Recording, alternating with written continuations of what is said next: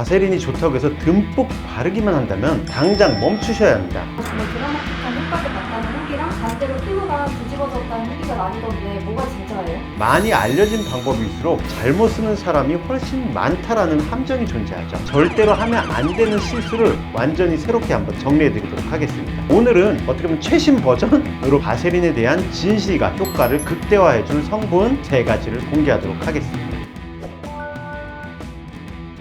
원장님, 요즘 난리난 조합이 있는데 2,000원짜리 바셀린이랑 어떤 성분을 같이 쓰면 주름이 쫙 퍼진다는데요?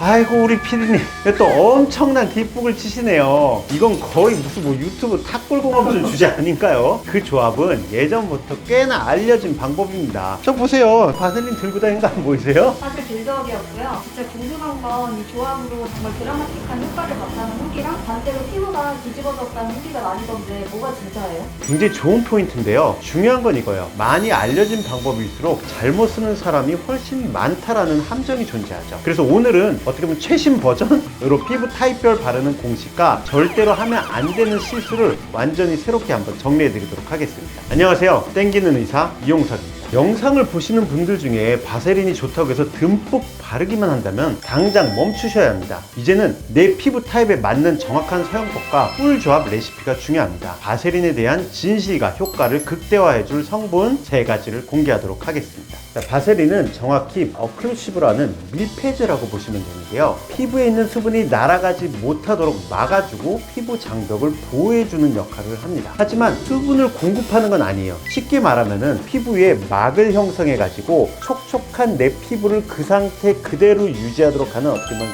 유니랩 같은 역할을 하는 것이죠. 그러면 저 같은 수부지는 건조할 때마다 바세린을 바르면 촉촉해질까요? 아니요, 그거야말로 어떻게 보면 대실수죠. 바세린은 랩이라고 했죠. 마른 스펀지에 랩을 씌운다고 촉촉해지나요? 안 됩니다. 이건 오히려 건조한 피부에 바세린만 발라서 피부는 더 건조해지고 좁쌀여드름만 생길 수가 있어요.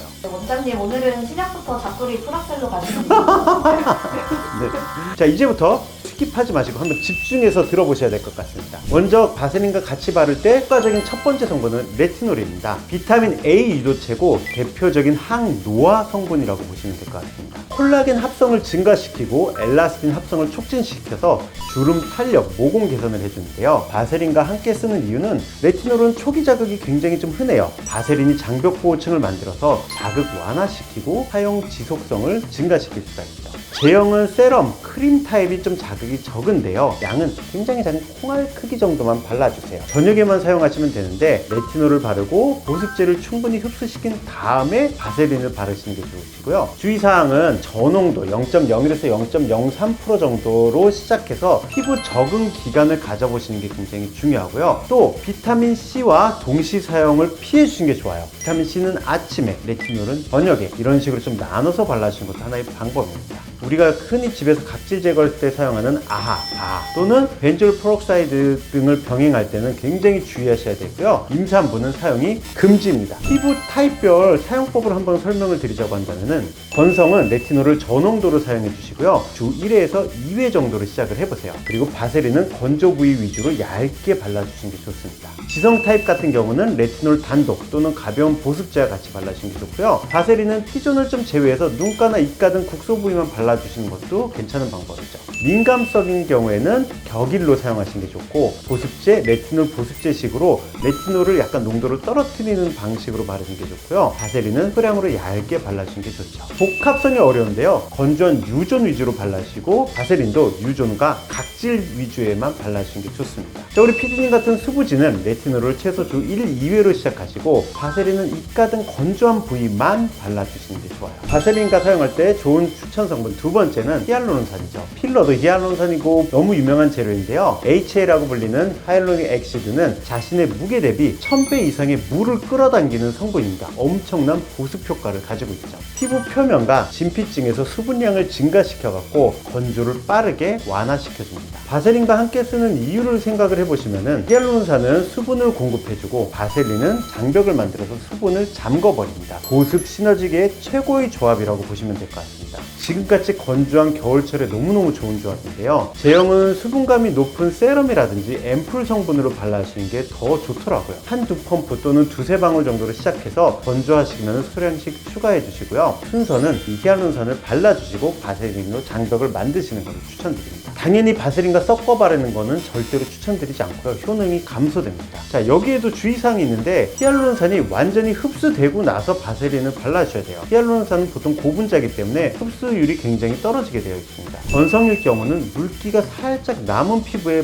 듬뿍 바르시는 게 굉장히 좋고요. 바세린은 전체적으로 소량 코팅해 주시는 게 좋습니다. 그리고 지성일 경우에는 가벼운 세럼 제형만 소량 발라주시고 바세린은 필요시에 눈가나 입가 정도에 아주 쌀알크기로 조금만 발라주세요. 민감성 피부는 단일 성분 위주로 바르시는 게 좋은데요. 바세린은 건조한 부위에만 아주 극소량으로 커버해 주시면 좋을 것 같습니다. 복합성은 가벼운 세럼을 발라주시고 바세린은 건조 부위에 조금만 발라주세요. 또 수부지 같은 경우는 보습은 충분한 상태에서 바세린은 극소량 건조 부위 위주로 발라주세요. 즉 보습이 더 중요하다고 보시면 될 것 같습니다. 추천 성분 세 번째는 덱스판테놀인데요. 진정 및 재생 성분이고요. 이 덱스판테놀은 피부 장벽을 재건하고 손상된 부위를 회복시키는 성분이고요. 기저귀 발진 연고로 굉장히 유명하기 때문에 민감한 피부에도 추천할 수 있고 애기 피부에도 사용할 수 있는 굉장히 안전한 성분이죠. 그렇다고 한다면 이 좋은 성분을 모터로 바스는 같이 써요. 민감성이라든지 손상된 피부, 레이저 후 습진 등의 진정 효과를 더해주기 때문이죠. 덱스판테놀도 힐링 성분이 있고 바세린도 힐링 효과가 있기 때문이죠. 그리고 건조함과 각질 개선에 상당히 도움이 됩니다. 크림 연고 제품이 굉장히 좋고요. 홍알 크기부터 시작해서 내가 많이 건조하거나 예민하면 많이 바르시는 게 괜찮습니다. 안전한 제품입니다. 당연히 레이어링으로 바르시는 게 좋고요. 크림 제형의 덱스판테놀 제품과 소량 섞어서 사용도 가능하긴 합니다. 근데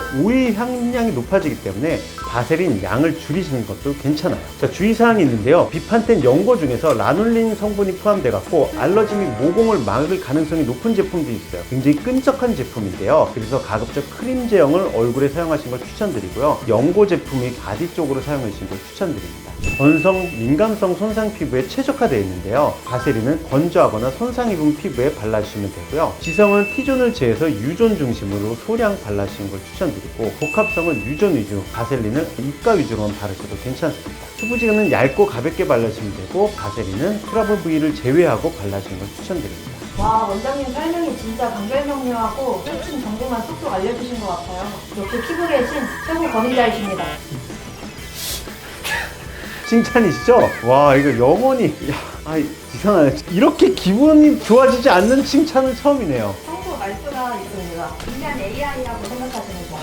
근데 이런 성분들을 바세린이랑 같이 사용할 때 추가로 주의할 게 있을까요? 그러면 제가 마지막 주의사항을 알려드릴게요. 바세린을 썼는데 다음날 아침에 좁쌀 여드름이 생긴다? 이건 바세린을 너무 많이 사용한 겁니다. T존 모공 밀집 부위에 사용을 하는 경우도 좀 주의하셔야 되고요. 피부 장벽이 너무 손상된 상태에서 사용하시는 것도 좋지 않습니다. 그리고 수면 중 마찰, 땀, 피지가 정체될 수 있기 때문에 피부 컨디션이나 해당 부위에 양을 조절해 나가면서 바를 필요가 있어요. 그러니까 즉 바세린을 맨날 루틴하게 바르는 게 아니라 일단 3일 연속 같은 부위에 한번 사용을 하시면서 계속적으로 올라온다면 그 부위의 양을 줄이거나 일단 사용을 피해 보시는 것도 하나의 방법입니다. 또 깨끗한 손, 청결한 손으로 발라주시는 게 굉장히 중요하겠죠. 원장님, 진짜 마지막으로 궁금한 게 있습니다.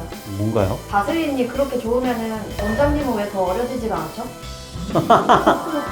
이거 뭔가 여러분, 제가 지금보다 더 어려 보이면 의사가 벌써 23년 차인데 여러분들이 저를 믿지 않고 뭐야 여기 원장님 너무 어리잖아 이러실까봐 그러는 거예요. 일종의 컨셉 유지군요. 역시 프로는 다르네요. 바세린이 만능은 아니지만 가장 확실한 보호막이 돼주는 성분입니다. 오늘 알려드린 조합도 좋지만 반드시 본인 피부 타입과 반응을 꼼꼼히 살피면서 사용하시는 걸 추천드립니다. 가장 좋은 화장법은 내 피부에 맞는 사용법에서 나옵니다. 더 궁금한 점 있으시면 댓글로 편하게 남겨주세요. 오늘 영상도 도움이 되셨다면 좋아요, 구독, 알림 설정 부탁드립니다. 끝까지 시청해주셔서 감사합니다.